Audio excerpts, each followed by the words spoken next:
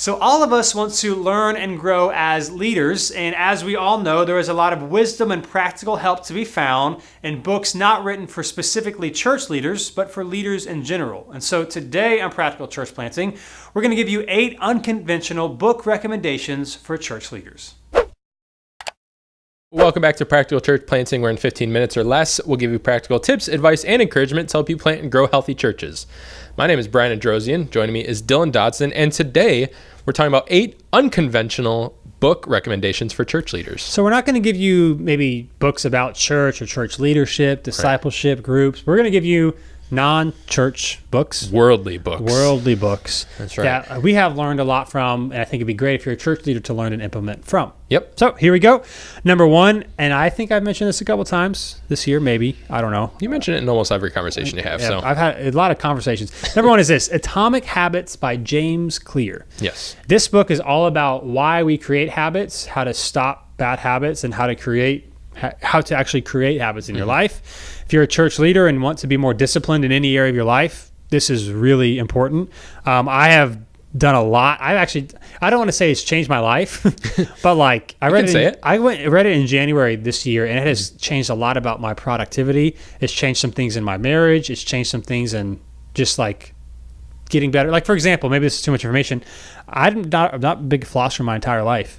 Started flossing at the end of January based on some tips that he gave with this book of how to create new habits.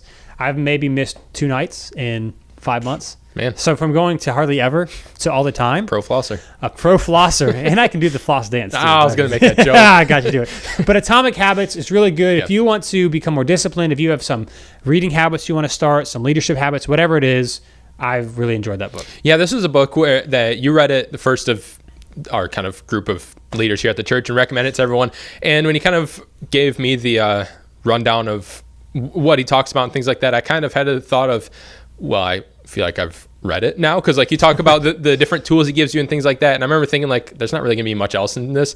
And so I kind of put it off for a while, but I ended up reading it, and there was a lot more to it, and a lot more that I kind of thought would be, I thought it'd be a lot of obvious things. Like I feel like if you're just saying on the surface level, if you want to start a habit, if you're someone like me, my thought process is like, then start the habit. Like it's obviously not as simple as that, but that's kind of where my mind goes. But thinking about or reading how he actually breaks it down and the steps that he gives you and the tools that he gives you is, there's a lot more to it than I thought there was. So for this book and all these books, if you like practical church planting, you'll probably like these books. You'll like this book because it's very practical for sure on how you can create habits in your life. So Atomic Habits, James Clear, number 1. Number 2, one I read just recently. All these are books we've read this past year that I just finished. It's called Free to Focus by Michael Hyatt. You may be familiar with him. He's an author, publisher, leadership person, blog, podcast, all sort of thing. I really enjoyed that book because he talks about how to focus more on your work. What I like too about it is it's not just, he talks about in this book is sometimes people want to focus more so they can get more done. He said that's not the healthy thing. What you want to do is you want to focus so when you're at work, you're highly productive, but then you can also have balance of being restful and not having to be at work all the time. In his book, he talks about, he leads a multi-million-dollar business company now, and he's like, I'm off at 5 o'clock. I take weekends off. Here's what I do. And so I really enjoyed it. In fact, we're going on staff retreat soon, and we're actually going to be using some of those things from his book on our staff retreat. He just talks a lot about, really, he has these 4 zones. We won't go on to it now, but basically it's figuring out what you're good at, what you're proficient at, and how to focus more on those things and how to delegate things you're not as good at. In other words, how to find what you can do, what only you can do for the betterment of your organization or whatever you lead. Yeah. So Free to Focus by Michael Hyatt. I really enjoyed that book. Oh, this is one of the 2 in the list I haven't read. So you've been recommending it, and I've been hearing a lot. I've heard of him interviewed on it a few times. And I don't have much to add because I haven't read it, but it sounds like it's really good. Or again, if you're a church planner, you've got a lot going on, you could always use help. And it's also very practical, which is why I like the book. Number 3, a book I read earlier this year, and has been awesome, was called Do You Talk Funny by David Nihil. I think you spell his name. He is a comedian. Although it wasn't his goal, he went out for 1 year, became a professional comedian just to see like what it was like. And so he wrote a book not for comedians, but for people who talk. And if you're ministry, you preach, lead, you talk a lot. How to use humor and how to get better at humor in your presentations and your preaching, whatever. And what I found so good about the book is, again, it's very practical. And he shows too, he kind of dispels this myth that we think only funny people are funny. And if you're not naturally funny, you can't use humor. And he says very few people are naturally funny. Very few people would say they're funny. It's not about a certain personality, but here are things you can do to draw out humor and things that you're doing, because we all know Again, not that we're all going to be comedians, because no one's good enough to be a comedian anyway. Like most preachers aren't anyway, so it's not really something you need to worry about. Yeah. But if you can use humor, you're much more likely to connect with people. And so he gives a lot of practical tips that I've actually, and we've talked about this before, I'm not any funnier than I was 6 months ago, but people laugh much more in our sermons than they did 6 months ago, because I've implemented some of the very practical things that he said. Again, not in a gimmicky way, but just in a way to use humor to connect with people. Yeah, exactly. I mean, it's easy to look at this, especially since we're talking about from a church or like a preaching standpoint, essentially for this one. It's easy to look at this and say, well, you're going to learn how to like tell jokes kind of thing. And, and it's going to come, it seems like it would come across very gimmicky, but that's one thing I appreciated about this. And there's a couple podcasts I listen to that are along the same vein, that aren't just like, comedians talking about what it's like to be a comedian, but talking about more what's behind it and what them as an actual person is like, and how they're not just this jokester all the time, you know? And so that was this is one that I thought was really good, and not just learning how to be, like you said, not just how to tell jokes, or not how to come across as like people are going to think that this sermon is really funny. And what's interesting is in the book, he says, unless you're a comedian, you shouldn't tell jokes. Yeah. So he doesn't even tell you how to tell jokes, because that's not what you're supposed to be doing. Right. And so side note, if you go to practicalplanning.com/episode 102, all of these books are in the show notes. So if you're listening to this and trying to write everything down, practicalplanning.com/episode 102. Yep. You can find it there. So number 3, do you talk funny? Number 4, no, we lied a little bit when we said unconventional. Yep. This and we one also lied that it was only 8, because this is like 3.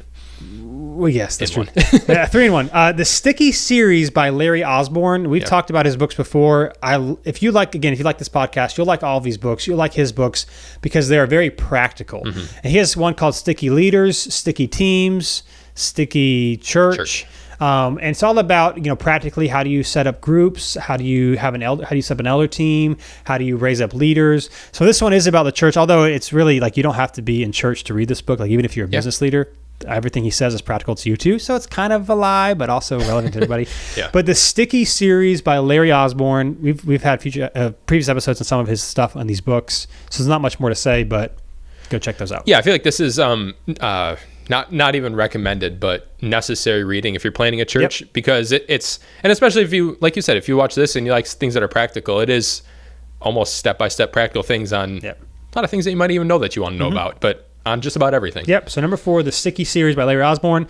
Number 5 is one that Brian read recently called TED Talks by Chris Anderson. Oh, you put them both in there. All right. So this one's called TED Talks by Chris Anderson. He's the guy who made TED Talks, if you're familiar with them, when people give talks on tech and education, things like that. He took it from what it was to like this kind of thing that not many people have heard of, to a thing that's much more widely available. And so what he talks about in the book is their kind of process of when people come who aren't professional speakers, who maybe have never even spoken publicly before, what their process is of how to kind of get them to hone down their message and clarify their message for the people that they're talking to. And so it's really fascinating hearing him talk about people that, because especially if you're listening to this and you haven't been preaching for a long time, someone who's not a professional speaker, who that's not necessarily their skill set maybe, and what things they can do to help internalize their message more, their speech in their case, and how to make it so. And they go into all the details about how to not use notes as much and kind of things we've talked about in the past, but they really boil it down to a science of how to really make it as not just effective, but how to communicate as clearly as possible. So that's good. TED Talks. And I have one very similar called Talk Like TED. So there's TED Talks and there's Talk Like TED. Talk Like TED is by Carmen Gallo. Hopefully I said that right. And again, probably a lot of similar things that you did. In this book, she talks a lot about the why behind public speaking. She talks about humor, stage presence, passion, just a lot of tips on what engages audiences and what causes audiences to listen, regardless of speaking level. Obviously, the better communicator you are, it helps. But there's a lot of things that we can. So talent is what you're born with. Why it's what you're gifted with. It's just how good you are. But skill is something that you can develop. And so she gives you a lot of skills to talk through and work through on how to be a better communicator. What's interesting this year, I think I've read 3, including those 2 and one other one, or including the Do You Talk Funny, that one, about public speaking, that were not written for people for preaching or for whatever. And to me, I've like, this has been one of the most valuable things to me, is to get outside the church world and just find like psychologically what causes people to lean in and listen. What are tools and tips that anybody that wants to be a better communicator should learn? Because if you're communicating the gospel, it's obviously the most important thing in the world. And so we should do everything we can to learn and to train. And so, TED Talks, like you said, or Talk Like TED, really gives practical tips on how to be a better communicator just in general. Yeah. One thing I appreciated about the one that I read, and maybe the one that you read too, I don't know, is because I was wondering too, because obviously you don't want to, when you preach, have it come across as a speech. Right. There is a difference. It's not the exact same thing. But one thing I really appreciate that they did in the book is he took he talked a lot about what you open with. Yeah. And whether it be an opening story or an opening illustration or something to engage people. And what he did is he read some real life ones of people that in the speech that they brought what they were going to say, and then read what they actually ended up saying. And just hearing the difference of what they planned to say, which didn't always necessarily sound bad, but then when you hear it contrasted of this is what happens when you actually put work into it, and when you try and make what you open with one of the most important things that you're saying, because that's when people are paying the most attention. It was so fascinating to hear like this. It's the same information communicated, but how much of a difference it can make when you actually put the focus on. And it was even the one, the dude talk funny was the same thing of like just rearranging some of your words can cause a lot of humor and laughter. Yeah. Even though nothing is different, it's just the way you deliver just your presentation. Yeah. So that's number 5 and 6, TED Talks and Talk Like TED. Number 7, we've mentioned this way back, I think episode 50. Might be 50. Wow. I don't remember. Good call. If it's right. Yeah, if it's right. Is Crushing It by Gary Vaynerchuk. Now this book is a lot about, I guess you could say it's about platform building if you want, but I wouldn't even say that. It's more about brand awareness. And so he's using tools and strategies on how to build awareness for what you're doing. And we don't mean this in of like, look how great we are. Yeah. But like, I really enjoyed his book, and I think it came out within the past year. As I was reading, I was trying to think of how this applies to church, and I couldn't always make the connection. Yeah. But he just talks a lot about social media use and branding use and how to give a consistent message across all platforms, and just really practical tips on like how to share what you're learning. And so if you're looking on maybe improving your church's social media, or connecting better, or with your audience, or just having a more consistent communication strategy, Crushing It by Gary Vaynerchuk is a really good read. Yep, this is the second one I haven't read on the list, but I've read one of his older books and I've listened to him a bunch. And one of the messages that I really appreciate that he communicates is when it comes to social media, he talks about giving way more than you're asking. Yep. That's one of the kind of main things that he talks about in general. And what he's saying is your I guess mission, I guess you could say, for social media should be more to give way more than you're asking people to do. So asking people would be like, sign up for this, or come to this, or come to church.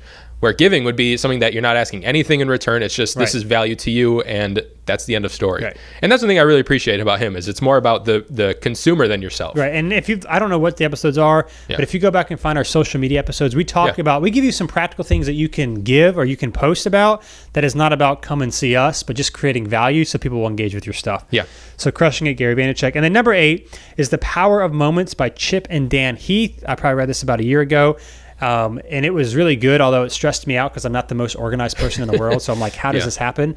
But in this book, he talks about the power of moments. In other words, when you think back on things that you remember throughout your life, the things that stick out to you most were either peaks of happiness or joy, or peaks of hardships and things that didn't go well. And basically, if you can create what they call these wow moments, I think it's been a while, I think they call these wow moments, then even if everything else is terrible, people will think back to that wow moment and think back to it with a fond memory or experience. And so the application there is, how can we on Sunday mornings create wow experiences? Again, not to be gimmicky or to be like, oh, this is awesome, but like to point people to Jesus, or maybe in the events that your church has put on. There's a lot of stuff there at how to create moments. And I think there's 4 different ways that he talks about you can create wow moments. There's 4 different types of wow moments there are, or maybe there's 5. Read the book, as we said. Yeah. You don't remember them. And I just gave it to Brittany, Brian's wife, who does all of our event planning and our serve team coordinating, because, I can actually make this happen. Yeah. I read the book and it was a little not over my head. I was like, this is awesome, but I didn't know quite sure how to implement it. But if you have someone who can really implement that sort of thing, the power moments, even if you can't think of necessarily what you're gonna change to create wow moments, at least it reminds you and gets your thinking. Our Sunday morning experiences, or our events, or how we do things, are they just kind of mundane? Are they just kind of or is there things that we can do to make this more engaging for people? Yeah, this is one that you had me read around the same time, so probably about a year ago.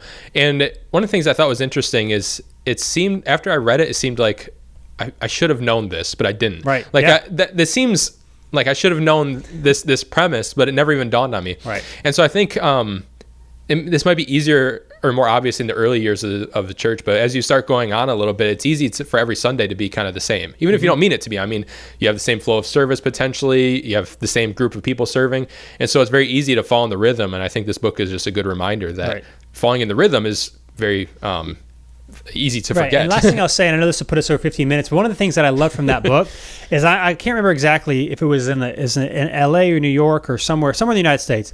They have like, the hotel ratings. Who's the best hotel? It was the Ritz-Carlton #1, and then there was this other hotel. I can't remember the name of it. Was #2, or maybe they even flipped.